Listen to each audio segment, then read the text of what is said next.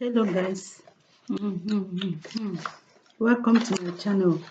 Today I want to gear off a little bit from personal to professional, business, career.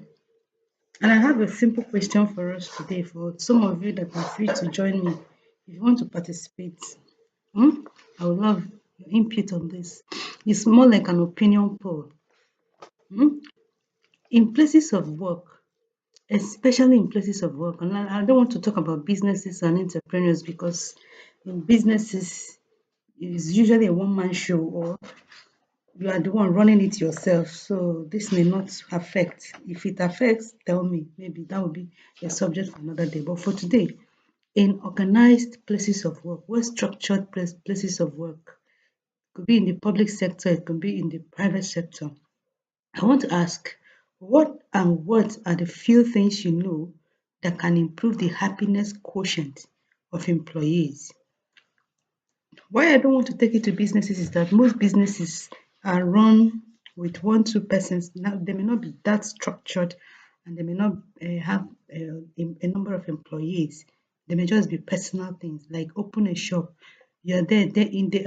I will come to that one later, but let's talk about structured places of work in the civil service, that is government, in the private sector. What are the things that can increase or improve the happiness quotient? There's something called happiness quotient, measure of happiness level, joy of people working in an environment, in an organization. Excuse me. I will start by answering my own, what I think, then you come up with yours. Let's add it up and be learning. First of all, I believe that happiness quotient is not directly proportional to your earning, yeah, or the size of your salary, yeah. So maybe earning very huge amount of money, like monthly. They may even earning in as in 5 to 10 million, more than that monthly as salary. But when you check their life work balance, they may not be managing it well. Or even if they're managing it somehow, when you stay with them, interact with them, you realize that some of them are grudgingly still sitting in that places of work because of the money. We live, you know, we live in an organized society where money is power, money is legal tender. You can't do anything without money. And the economic situation, nobody wants to leave their job. Oh. In fact, everybody wants more money.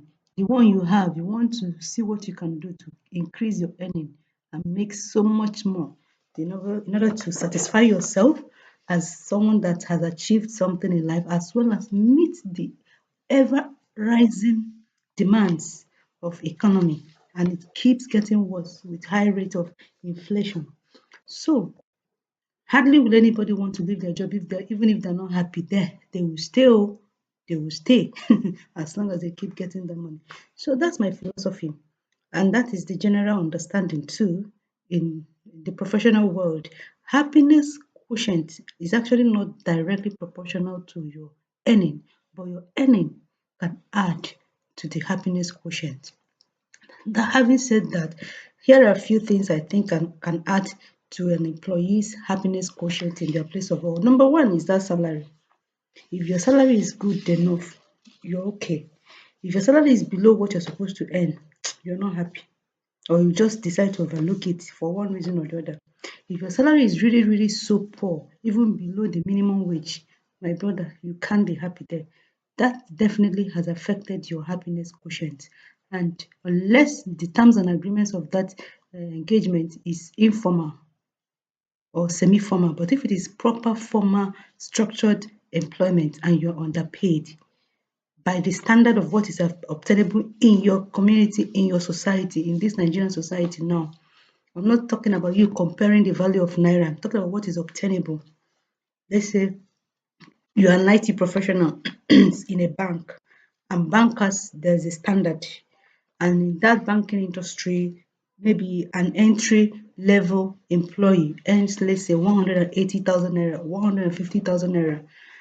And maybe you're the entry or you're slightly above entry, you're coming in as experience of 5 years or 10 years, and you're earning 180,000 naira as an experienced entry into a bank as an IT professional or just any graduate job, and you're earning 150,000 with your experience.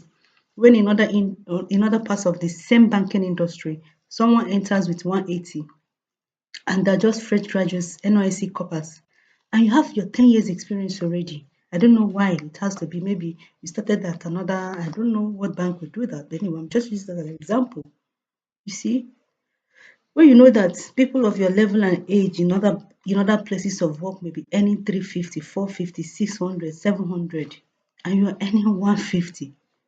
Whatever situation or condition that made you take that job is just for a moment. You are not happy there. You are not happy there. That is number one. When you're underpaid, your happiness quotient is drastically affected. When you are paid your normal, you are just okay. When you are slightly better than what others are earning somewhere else in the same industry, your happiness quotient, of course, is affected positively, as in the upward scale. The next thing I know that can affect your happiness quotient in your place of work are incentives. Incentives are good. Excuse me, you cannot live your daily life or daily work life or even personal life hanging your hopes on incentives or what you will get or what will come out of it. Otherwise, you won't be a committed servant or a committed service provider, because you always be looking at what will come out of it. If nothing is coming out of it as per extra, you may not really commit, you may not really put your mind to it. But at the end of the day, incentives are silent motivators. They're just there. They're just there. Some salaries are target based, attached on in built around incentives. Some are not. Some works are just normal pay, but there are perks here and there, incentives and perks. Let me call it incentives and perks. Maybe the 13th month salary. Some organizations overlook that, some organizations do it. The 13th month salary, maybe there are perks of monthly bonuses, sharing, profit sharing or something. Maybe there are incentives of probably at every quarter or every half year or every end of year, maybe there is party, in-house party for employees, maybe award giving, maybe prize giving, maybe recognition, even just mention of people's names. These are incentives and perks. They can actually add to um, happiness quotient of employees in any organized and structured places of work. Another thing are standard provisions, provisions, provisional benefits. There are standard benefits any standard structured organization should have, like the pension scheme, like your health insurance scheme, like your housing mortgage scheme, and several other things. Some even we add daily lunch, that is every day you come to work, you have access to a meal. Some even we have transportation allowances that are outside it's usually calculated into your gross. Maybe after that gross, maybe there's another transportation bonus. If you're a field worker or something like that, you may get extra communication bonuses like airtime recharges, data recharges. These are small, small, small things that make the life of employees easier and add to the happiness quotient of any work environment. So these are the few that I can remember for now. For let this video not stretch so long, because I know that if I stay longer, I will remember more. But let's use the next 5-10 minutes that I will use to make this video longer to now listen to you, add to whatever you may have in the comment section. Let's all learn, okay? Have a lovely day. I hope what I said has added to your knowledge today or has agreed to what you already know. Okay, guys. Bye.